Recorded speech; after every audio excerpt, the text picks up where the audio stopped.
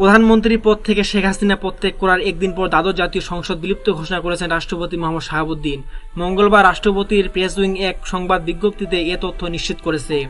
এতে বলা হয়, রাষ্ট্রপতি মোহাম্মদ শাহাবুদ্দিনের সাথে তিন বাহিনী প্রধান, বিভিন্ন রাজনৈতিক দলের নেতৃবৃন্দ, সুশীল সমাজের প্রতিনিধি এবং বৈষম্য বিরোধী ছাত্র আন্দোলনের নেতৃবৃন্দের বৈঠকের সিদ্ধান্তের প্রেক্ষিতে জাতীয় সংসদ বিলুপ্ত করা হয়েছে।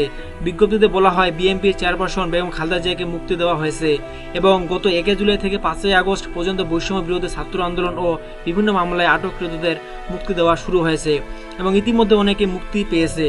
এর আগে সকালে শেখ হাসিনা দ্বাদশ জাতীয় সংসদ ভেঙে দিতে মঙ্গলবার দুপুর 3টা পর্যন্ত রাষ্ট্রপতিকে সময় দেয় বৈষম্য বিরোধী ছাত্র আন্দোলন। সংগঠনের সমন্বয়ক নাহিদ ইসলাম ফেসবুকে দেওয়া একটি ভিডিও বার্তায় এ তথ্য জানান। গত জানুয়ারি মাসে জাতীয় নির্বাচন জয় নিয়ে টানা 4র্থ মেয়াদে ক্ষমতায় আসেন শেখ হাসিনা।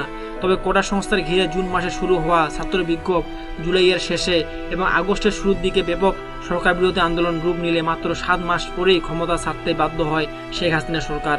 শুধু তাই নয়, পদ থেকে